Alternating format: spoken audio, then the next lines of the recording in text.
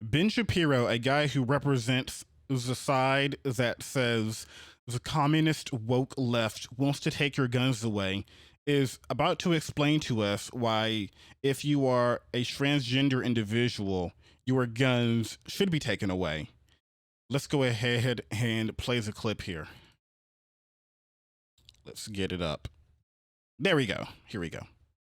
Let's play it. You have the entire media that has rallied around the idea that Tennessee Republicans are to blame. When a trans person shoots up a bunch of Christian school kids, Tennessee Republicans are to blame. So you have the Wall Street Journal with a piece titled "Tennessee Republicans Face Pressure After Nashville School Shooting." Well, it's the Republicans who are facing pressure. Naturally, it's not Democrats. It's not people who promote a perverse ideology suggesting the boys can be girls. None of that. None. Okay, so let's talk about perverse ideologies for a second. So, whenever we're talking about perverse ideologies, now, according to the ADL, the Anti-Defamation League, which I know if you are a conservative and you are hearing this, your head is already rolling, you are already malding, you are already, crying because you hate the Anti-Defamation League because, that's kind of your thing. But 80% of extremist violence were linked to white supremacy in 2022. 80%. And I just want to go to bat. I haven't looked up the numbers yet. I haven't crushed it up quite right.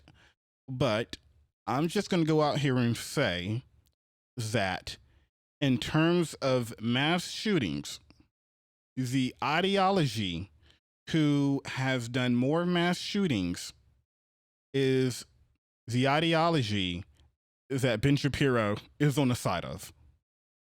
I'm just gonna go out there and say it. I would just say that when we're talking about extremist violence and we're talking about ideological driven shootings, it's probably on Ben Shapiro's side more. No. It's the Republicans, of course, or perhaps it is the New York Times saying after mass shootings, Republicans expand access to guns, right? Because, of course, the problem is the guns. It's not the problem of disturbed people, an increasing number of disturbed people, as we talked about yesterday on the show. It's none of that. Now, the real problem is that there are too many guns, and Republicans are complicit in that. Or yeah, there is too many guns. As we talked about just, a few moments ago in a previous segment, 77% of guns that are involved in mass shootings were purchased legally. And, this is what happens when you have a country that not only has all of these guns, we also fetishize guns, and we also have services or poor access to mental health services. perhaps Maggie Haberman over at the New York Times reporting DeSantis to visit gun store on book tour days after Nashville shooting. Dems call it beyond the pale. It's now beyond the pale for you to even be in the remote proximity of guns because somebody got shot. That is the way that all of this works, according to the left. So you're allowed to take over government buildings. You're allowed to do whatever you want. You're on the left, after all. And Republicans are the ones who are truly to blame. Meanwhile, and then they're talking about, Ben Shapiro talks about overrunning buildings. Republicans are the ones right now that I talked about a few segments ago are currently crafting legislation to essentially pull the strings in elections if it doesn't turn out in their favor in a particular district. Also, during January 6th, those were the same people, the same ideology that were marching on the Capitol building, talking about hanging Mike Pence, and there was a guy who was there to assault AOC. And these were the same people who did all of that so they can ultimately install a loser, now legal defendant, Donald Trump, into a position of power in which he didn't deserve because he lost. in the second kind of line of narrative here is even more perverse than the gun control line of narrative. The gun control narrative is ridiculous in the sense that this person legally obtained the guns. I'm unaware what law would be passed that would have prevented this person from obtaining the guns. Okay, I do. So this person was mentally ill, known to have mental illness. If you do a mandatory mental health check, you do a mandatory background check. this person would have not been able to get a gun.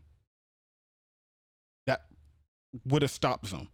The enhanced background check and the idea that you have to do a mandatory mental health screening in order to get the gun. And not only that, when you do get the gun, you have to have a waiting period of 3 weeks. That would have potentially stopped the shooter. I'm perfectly fine with banning people who suffer from gender dysphoria from purchasing weapons. That seems to me a pretty significant symptom of an underlying mental malaise that could theoretically be a problem in terms of owning firearms. But Oh, and there we go.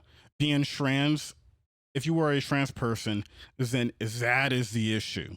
You specifically don't need to have a gun because you have gender dysphoria, which basically means all transgender people who, basically transgender people aren't allowed to have guns. Absolutely unhinged position from Ben Shapiro. And we know why they're doing this, right? We know the game that they're playing. This is the same game that they always play. We'll talk about it after this clip finishes. I don't think the left believes the same thing. But that takes us to our second narrative. The second narrative is that the true victims, the real reason this happened, the real reason a trans man shot up a bunch of Christian school kids is because right-wingers are intolerant bigots. And so the real victim here is not the Christian school kids who got murdered. Those are not the Christian school teachers who got murdered. The administrators. No, none of those people are the real victims. The real victim is the shooter and people like the shooter. That is the narrative the media are drawing today. And it's vile. I mean, now, look, you can, first of all, the media isn't running away with blaming Christians, and they aren't saying that, this specific shooter is the victim. There are some idiots on social media, on Twitter, who are saying that, but the overwhelming majority of the media has been just pointing out, yes, this person is trans, yes, this person did a mass shooting, but the idea of Republicans blaming the entire group for the action of one is absolutely absurd. Now, keep in mind, I can also point out the hypocrisy of Ben Shapiro here, because when there was that shooting at the gay bar, I believe it was Club Q, a guy went in, shot up a bunch of drag queens, trans people, and gay individuals. Republicans turned around and said, oh, wow, look at that. I mean, if those people weren't being pedos, if those people weren't being perverts, then maybe they wouldn't have got shot. And on top of that, to bring it back to what I was talking about earlier, this is the game that Republicans, conservatives have been doing for years with every minority group, including black people. Back in the day, to this day, actually, now they're just focused on trans people. But if you were black and you committed a particular crime, let's say you robbed a McDonald's, you stole $400 and you were black, they would say, oh, black people. Or they would call you a slur. They would call all of you a slur. They would go, ugh, those slurs. Or, of course, black people. But if a white guy goes into a Chick-fil-A, steals $350, and he shoots somebody in the kneecaps, right? And he runs out and gets into his 2003 beat-up Toyota. People like Ben Shapiro and other conservatives on Fox News, they would go, ugh, what a despicable guy. That guy is a terrible person. They would never turn around and say, oh, white people, men. They would never do that. But when it's a trans person, it is, look at these degenerates, take their guns away. When it's a black person, they go, blackies. When it's a Hispanic person, a Mexican, they would say, look at these, whatever. And they always do this to generate racism, their homophobia, their xenophobia, whatever phobia it is of the current year. Whatever they're currently attacking, that's what they do. It is their game plan. They've been doing it for years.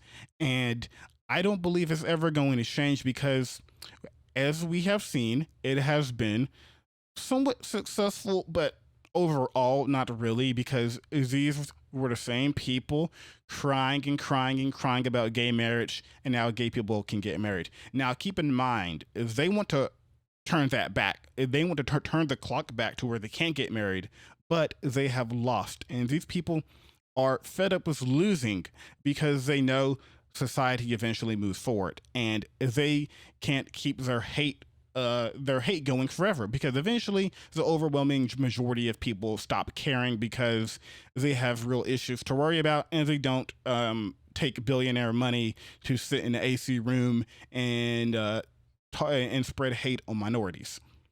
So here we go. Ben Shapiro wanting to rip away Second Amendment rights. And is it really surprising? No, not really, because the right has become more unhinged to the point where they are openly talking about taking away guns from specific minority groups. And now I don't know which other group has ever done that in history. I mean, I don't know, but I mean, we're at the point where they are even defending, well, meekly defending slavery. Let's talk about that next.